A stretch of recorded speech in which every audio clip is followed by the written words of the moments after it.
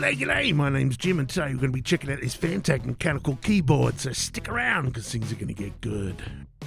I bought this with my own money. I have no sponsors, I get no reach rounds, no backhanders. I spent 35 years as a manual labourer and I'm sick of getting ripped off. So everything I buy from now on, I'm going to grade and I'm going to score and I'm going to tell you my honest opinion.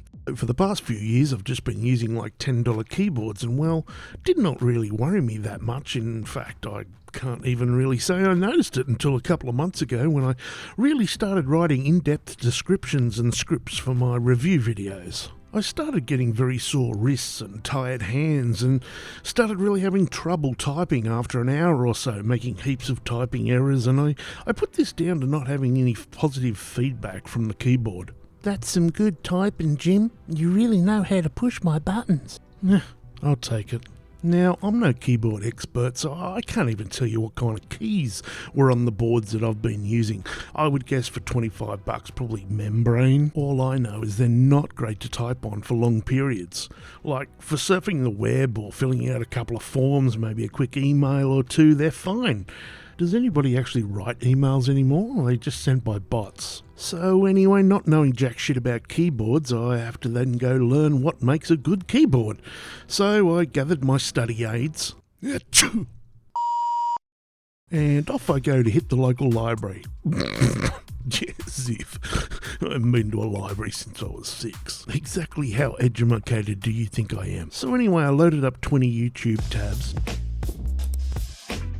I said YouTube. And in less than 2 minutes I was bombarded, besieged, engulfed, inundated with a metric shit ton of information. So, making a very long story short, I decided in my infinite wisdom that I'd gained from YouTube videos, I needed a mechanical keyboard with cherry blue keys. That's the old style keys that are extra clicky and extra loud. Now, just a quick heads up, extra loud clicky keys are not recommended for those who co-hoard with other people. Unless, of course, you like waking up with a pillow over your face or your dick under the bed. Anyway, besides the very loud annoying clicky keys, I would also like it to be a full-size keyboard, as I have hands the size of a cow's head. So that's 2 criteria. A couple more would be RGB, because I want to keep the wife happy. You know what they say, happy wife, don't get stabbed with a knife. I would also like to have a jog wheel or a volume knob, as well as if we could possibly keep it around $100 or even less, would be really, really good. So off I go to search, and along the way I find some keyboards that I would love, like Das Keyboard. But holy crap, look at the price. So as you can imagine, a very, very, very long time later, but eventually I ended up finding this one. This is the MK853 by Fantac. It's a mechanical RGB keyboard with a wrist rest. With a wrist rest. With a wrist rest. With a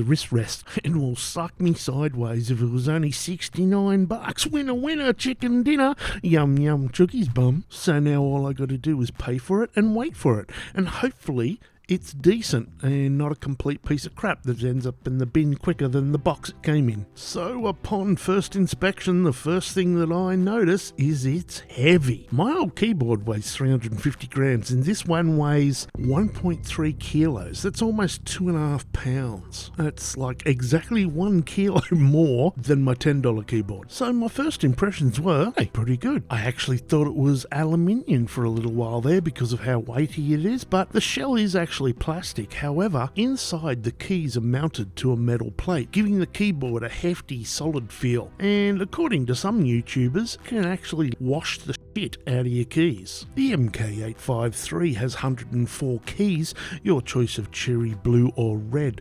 The keyboard is 436 by 220 by 42 millimeters and has an analog volume knob with a pause switch. The MK853 comes in black, white and the most vomit-inducing pink colour I think I've ever seen in my life. I chose the white keyboard and I'm pretty sure that's something I'm going to live to regret, as I envision seeing myself with a cotton bud and some isopropyl alcohol trying to rub the dirty finger marks off the keys. MK53 comes with a very nice, extremely long braided USB cable and a wrist rest, though it is not padded, it's just hard plastic plastic. The MK853 is not bad to type on at all.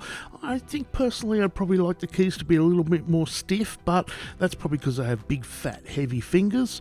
And, you know, besides that, it's a crap load better to type on than the $20 piece of shit I was using before. Now, apparently you can download software that enables you to map your keys and muck around with the RGB, but I haven't really bothered doing that, I'm sorry. That's not something I could be really bothered with, well, at least at the moment anyway. Now, I'm not too sure what the go is with the Transformer logo here. I'm waiting for the keyboard to turn into a semi-trailer or something.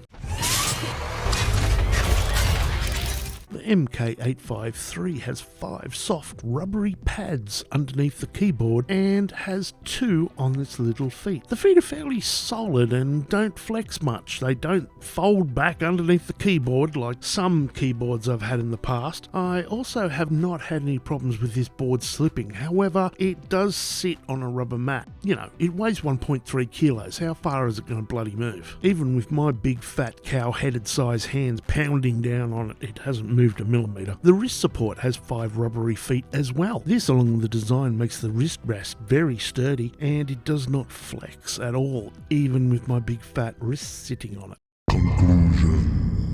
The MK853 by Phanteks is a full 104 key keyboard, available in pink, black and white with either cherry red or blue switches, mounted to a metal plate with replaceable caps, programmable RGB, addressable keys, media controls and a wrist rest. Don't make me say that again, for fuck's sake.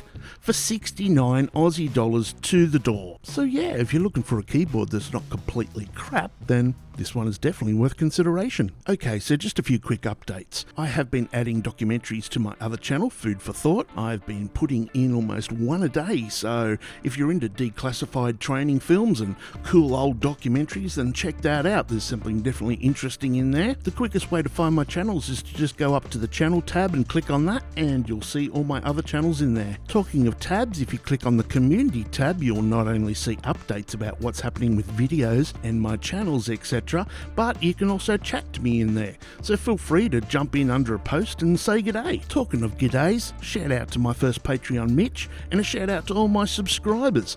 I'll be back with another video real soon, so you'll be good, stay safe, and we'll see you tomorrow. Play the music! There is nothing like a crown for picking shit up and putting it down.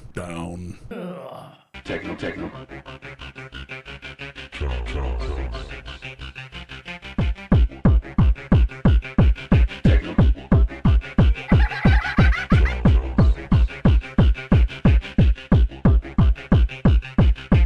Cosmopolitan Radio.